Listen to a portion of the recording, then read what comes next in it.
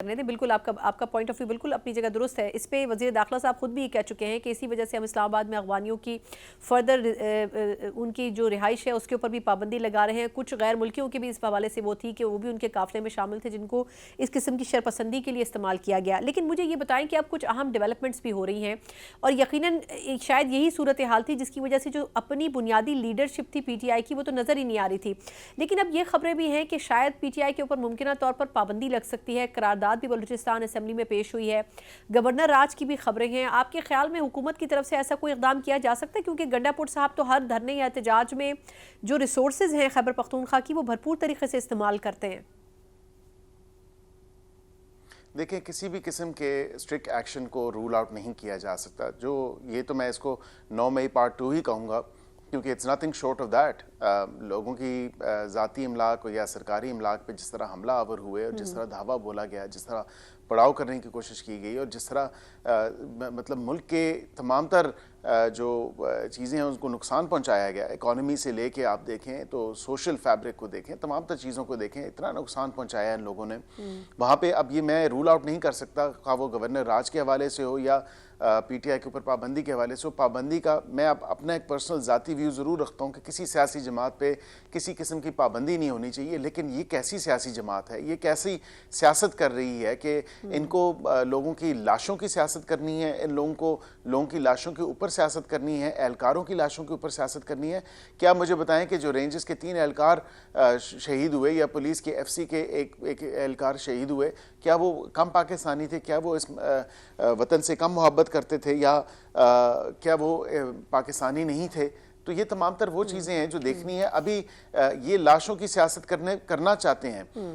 यहाँ पे तो हमने तो बताया कि जिन एहलकारों को शहीद किया इस सियासी जमात और इस टोले ने, लेकिन सबसे इंपॉर्टेंट बात यह है कि इन्होंने कोई नहीं बताया। एक कहता है कि 20 लोग हमारे शहीद हुए हैं एलिजिडली, एक कहता है 6 शहीद हुए हैं, फिर कहते हैं कि जी स्टेट ने जो है 150 और कई कहते हैं कि जी 278 लोग थे। तो मतलब एक तो नंबर आपके पास क्लियर नहीं और इट्स नॉट वेरी सिंपल। सना साहिबा, अगर कोई मैसेकर हुआ हो कहीं भी दुनिया में तो वो छुपाया नहीं जा सकता। ये पाकिस्तानी हुकूमत पे जो इस तरह की बेबुनियाद बेफजूल किस्म का इल्जाम लगाया जा रहा है और AI जनरेटेड पिक्चर्स जो सोशल मीडिया पे राउंड्स कर रही है, अफसोस होता है ये यकीन करें देख के कि ये पाकिस्तानी है, ये पाकिस्तानी कौम का, पाकिस्तानी हुकूमत का, पाकिस्तानी अवाम का नाम पूरी दुनिया में ये बदनाम करना चाह रहे हैं। और यहाँ पे जो आपने गवर्नर राज के हवाले से बात की तो वो तमाम तर इंग्रेडिएंट्स पूरी हो चुकी हैं। मैं आपको ये आपके प्रोग्राम से बता रहा हूँ कि अली अमीन गन्नापुर साहब ने तमाम तर गवर्नर राज लगाने के लिए जो जो इंग्रेडिएंट्स चाहिए होते हैं आर्टिकल 232 में वो तमाम तर पूरे हो चुके हैं। लॉ एंड ऑर्डर की एक ऐसी सिचुएशन है, कुरम एजेंसी में देखें, पारा चनार में देखें, वहाँ पे 12 साल से इस सूबे में हुकूमत है इस जमात की और वहाँ पे सिक्योरिटी हालात आप देखें, लॉ एंड ऑर्डर की सिचुएशन देखें। लेकिन इन्होंने वहीं पे सिक्योरिटी एहलकारों को, वहीं की पुलिस को, वहीं के कानून नाफिज करने वाले इदारों के जो सूबाई हुकूमत के ताबे हैं उनको जो है उठा के इस्लामाबाद की तरफ लेके आया जाता है और पड़ाव किया जाता है। नहीं तो फिर अकील साहब गवर्नर राज कब लगा रहे हैं सर? आपने देखा जी अगर तमाम लवाजमात पूरे हो चुके गवर्नर राज के लिए कुछ चीजें मैं बिल्कुल आज काबीना की मीटिंग में जो हुई है उसमें कसरत राय से जो है ये चीज़ सामने आई है और सबने इस चीज़ को सपोर्ट किया कि एक सूबा जो है और उसके अंदर जिस तरह की हुकूमत है, जिस तरह की उस हुकूमत के जो हुकूमत का वज़ीर आला है उसने जो कुछ किया है, ना सिर्फ एक बल्कि 2 बल्कि 3 दफ़ा, अब ये तीसरी दफ़ा स्ट्राइक 3 थी पाकिस्तान के ऊपर। ये पाकिस्तान के ऊपर हमला था, इस्लामाबाद के ऊपर हमला, पाकिस्तान के ऊपर हमला है।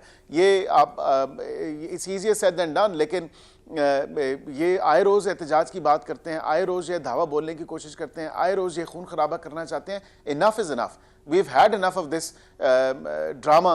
जो ये ड्रामा एक रचाया हुआ है उन्होंने। अब गवर्नर राज के हवाले से मैं फाइनली आपको ये ज़रूर कहूँगा कि उसमें ये तमाम तर इंग्रेडिएंट्स पूरी हैं। एक प्रोविंशियल असेंबली में जो प्रोक्लेमेशन है वो मूव होगी। अगर वो मूव ना भी हो तो सदर पाकिस्तान जो है वो ख़ुद भी on the advice of prime minister जो है उसको प्रोक्लेमेशन इशू कर सकते हैं और वो हो सकता है और उस पर दोनों जॉइंट सिटिंग में दोनों both houses of the parliament, senate और नेशनल असम्बली जो है उसको कंफर्म कर सकती है।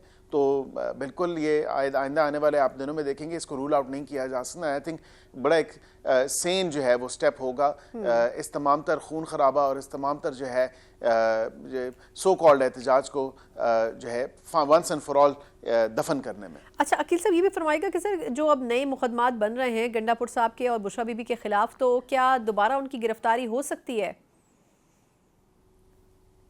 जी बिल्कुल, देखें एक मॉब को अनलीश किया, लोगों को राइल अप करके लेके आए, स्टेट रिसोर्सेज इस्तेमाल किया, फिर ये नेगोशिएशंस गवर्नमेंट के साथ हुई। गवर्नमेंट ने एक अल्टरनेटिव लोकेशन इनको ऑफर की जो कानून के मुताबिक है, जो इस्लामाबाद की हदूद में, इस्लामाबाद की जुरिस्डिक्शन में कानून बन चुका है कि आप मौज़ा संजानी में ही जो है एहतजाज करेंगे या धरना देंगे या व्हाट्सएवर।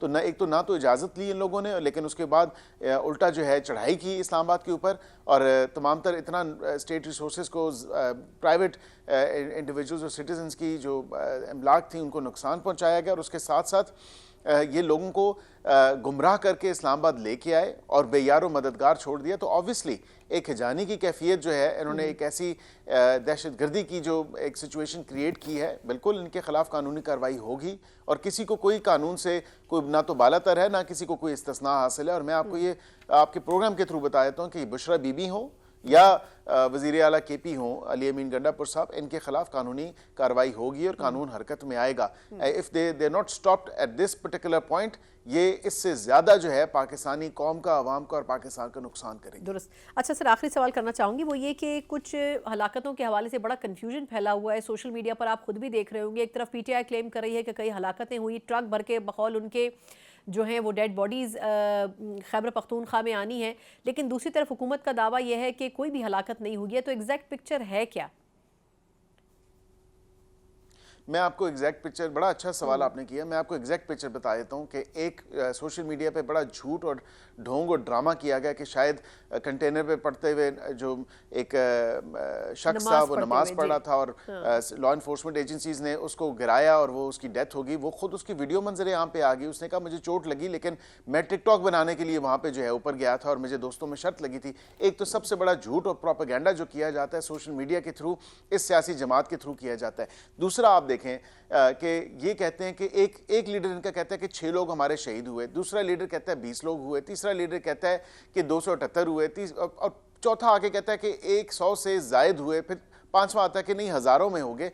तो they don't have the numbers. अब मेड अप लिस्ट जो है वो इशू कर दी है कि हमारे लोग ये मिसिंग है, रिपोर्टेडली मिसिंग है। मतलब ये क्या लोगों के शनाख्ती कार्ड लेते रहे हैं? क्या ये ऑफिस बेरर्स थे जिनको कहा है कि जी आप हमारे साथ आएँ? एक तो सेंट्रल लीडरशिप तो बिल्कुल भी नहीं आई, ना पंजाब से आई, ना बलूचिस्तान से, ना सिंध से आई। इवन के KP के अपने लोग जो है, मुझे बता दें, जो इनके MNAs हैं, वेयर वाज शंदाना गुलजार, कहाँ थे ये दीगर इनके आतिफ साहब और दीगर जितने भी इनके KP से लोग हैं, ये कहाँ पे थे? सिवाय 3-4 लोगों के, उसके अलावा सना साहिबा कोई भी नहीं था। और ये वो लोग थे जो सिर्फ और सिर्फ चाहते थे कि हम किसी ना किसी तरह जो है कोई इंतशार फैलाया जाए, कोई ऐसी अनटुवर्ड सिचुएशन हो। देयर इज एब्सोल्युटली, जिस तरह मैंने जिक्र किया कि जब खुदा ना खास्ता अल्लाह ना करे, जब मैसेकर, जो ये ब्लेम कर रहे हैं हुकूमत के ऊपर कि हुकूमत ने मैसेकर किया और फायरिंग की है और इन लोगों को शहीद किया है, माजरत के साथ I take an exception to this. अगर ऐसा हुआ होता तो ओवरनाइट कोई चीज़ें, हमारे पास कोई जादू की छड़ी नहीं है कि हम वहाँ पे जो जाए वकुआ है, ये जहाँ पे वो सीन है, या इतने लोगों की अगर हलाकतें, खुदा न खासा ये शहादतें हो चुकी हैं, तो कम अज़ कम वो सामने नज़र आ रहा होता है। इतने कैमरास थे, कोई एक कैमरा भी, कोई एक ऐसी वीडियो नहीं दिखा रहा इनके अपने लोगों के हाथों में मोबाइल कैमरा से जो दिखाए कि किसी को कोई फायर लगा है, कोई ब्लीड कर रहा है या किसी को कोई हॉस्पिटल लेके जाया गया है। दिस इज़ ऑल एब्सोल्युटली एक बिल्कुल शैम जो एक वर्जन दिया जा रहा है, एक टोटल ड्रामा किया जा रहा है, जो ड्रामेबाजी की जा रही है पाकिस्तानी अवाम और कौम की आंखों में धूल झोंकने के लिए।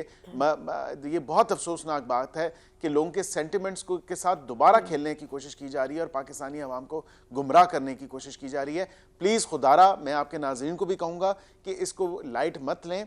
दे should call out their blatant lie, और ये झूठ जो बोला जा रहा है और जो कहा जा रहा है कि शातें हुई हैं, कतन कोई शातें नहीं। जब मैसेकर खुदा न खास्ता होते हैं दुनिया में, आप देखें गजा में जो सिचुएशन है वहां पे, अगर आप देखें क्या कुछ चीजें छुप सकती हैं कैमरे की आंख से, कि इतने सहाफी वहां पे हों, इतने लोग उनके हाथों में मोबाइल कैमरे हों, वो लाइव हों, वो वीडियोस बना रहे हों, तो इज इट सैन या is it actually reasonably possible कि वो चीज़ छुपा सकें, वो बिल्कुल नहीं छुप सकती। इसीलिए एक वीडियो भी अभी मंजर आम पे नहीं आई कोई ऐसी जिस तरह की एलिगेशन हुकूमत पे लगा रहे हैं। तो खुदारा जो है इनको होश के नाखून लेने चाहिए। अब इनको इस तरह की गंदी और घटिया सियासत से इज्तनाब करना चाहिए। बहुत बहुत शुक्रिया।